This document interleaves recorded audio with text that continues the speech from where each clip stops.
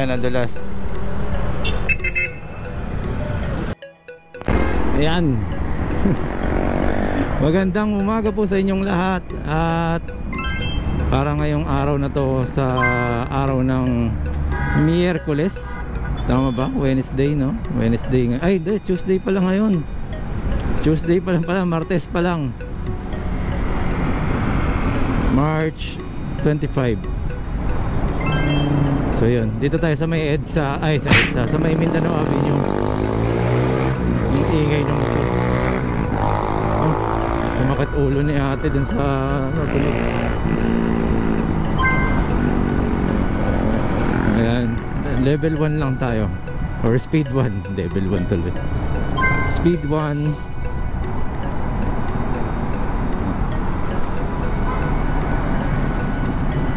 Ayan, pag-usapan natin ng mabilisan, no?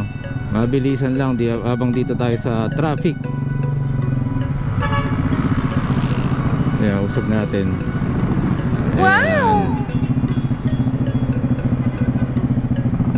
Ayun, umusok siya. Ayan, so pag-usapan natin mabilisan. 2 years na po itong ating NWSP. Ang una ko pong pinalitan dito ay yung fork oil. Ay, hindi naman nagpalit, inano ko siya, dinagdagan ko ng fork oil dahil sayad na sayad yung tapalodo sa harapan. Tapos yung shock sa likod pinalitan natin. Ayan, kung makikita nyo, iba, aftermarket na siya, pero murmurahin lang po yan, no? Pero pinalitan ko siya dahil nabababaan ako. Tapos ang panel, tumagal naman po siya, pero na figure out natin na nasisira yung diode. The rest, wala na po tayo naging problema. So nagpalit din pala ako ng gulong dahil hindi naman po siya sira, pero madulas po yung gulong niya. Kung mapapansin niyo, naglaki din ako ng size. Ayun, kaya po tayo naglaki dahil nga po nasayad, saka madulas po yung gulong. Hindi po siya sira. Hindi po siya sira. Okay. So ang ano natin, sa 2 taon po, siya pa rin po yan. Nagpalit po ako ng baterya dahil gusto ko pong gumaang yung battery ko. At yung pakiramdam ng pagmamaneho, yung ganyan-ganyan, di ba? Pero yung battery ko hindi po siya sira. Okay, hindi po siya sira, kaya po ako nagpalit. Nag-upgrade lang tayo, guys. Dahil nagbigyan lang tayo ng pagkakataon. Okay.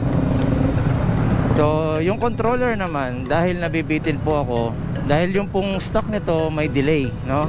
Lahat po ng WSP owners alam po yan, may delay po yan. So, sa mga nakasubok po, alam po nila yan, no? Na medyo hindi siya responsive, no? Pero malakas po siya. Gets nyo?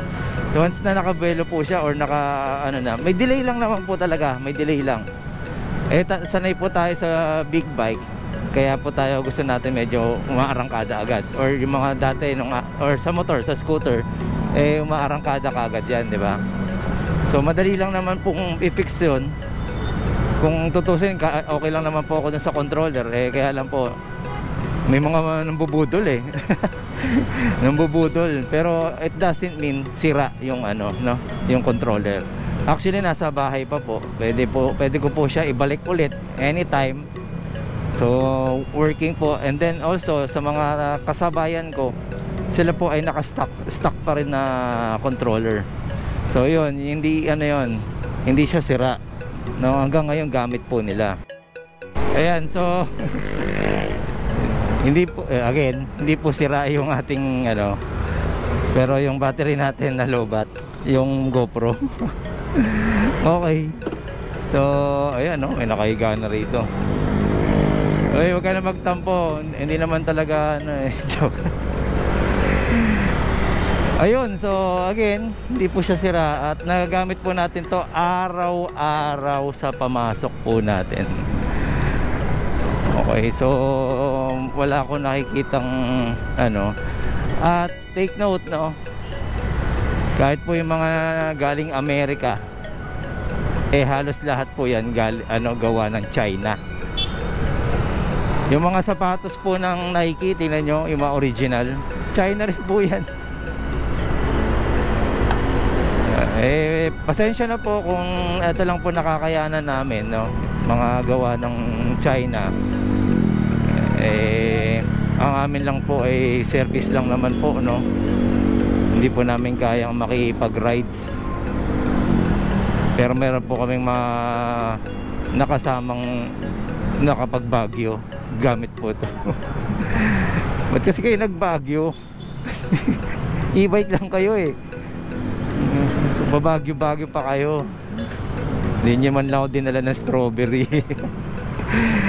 Okay, so yun lang po muna guys. At ano na tayo, approaching Quezon Avenue. So mag-ano tayo pa EDSA na. Medyo madami yung motor. Hindi malaman sa mga to, biglang umihinto. Ako yan lang naman po, concern ko sa mga taong nagpapabook, no, ng mga Grab, Lalamove. Yung cellphone ninyo guys, ay sa inyo, yan ang sa inyo, papahamak sa inyo. Dapat matuto kayo gumamit niyan kung paano. Hindi yung nakababad kayo tapos nag-i-scroll kayo habang umaandar. Segundo lang yan mga boss, at pwede kayong matumba, no? Wag na yung simple lang, tumba na lang. Pag may mali kayo nadaanan o malingat lang kayo, magkaroon kayo ng vertigo. Kung ayaw nyo maniwala, nasa sa inyo po yun. Ayan, mukhang maabutin na tayo dun sa let's go na. Okay, sana abutin natin yung stoplight. Ay parang hindi. So again, good as stock lang po yan. Ayan po siya, stock lang po lahat po yan. Sabi nila stock is good, no? Sabi ko good as stock lang, na stock lang.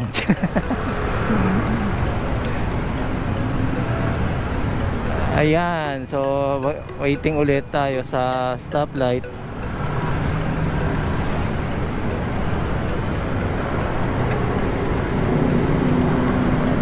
Okay, so ayun na po muna guys, at maraming salamat po. At okay, huwag masyadong gawing yan.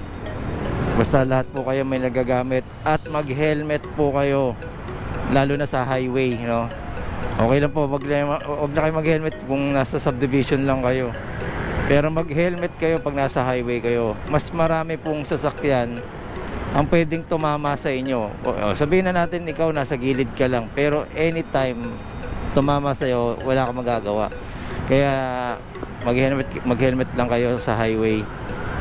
Kasi mamaya may mag-lose ng dyan, control, damay civilian, no, ha? Okay, so ayan lang po muna guys, maraming salamat. So okay, once again, Marvin Chua Motovlog po. Maraming salamat po. Salamat din po sa mga nag-subscribe. Subscribe, okay. Bulol pa, no? Ayos naman.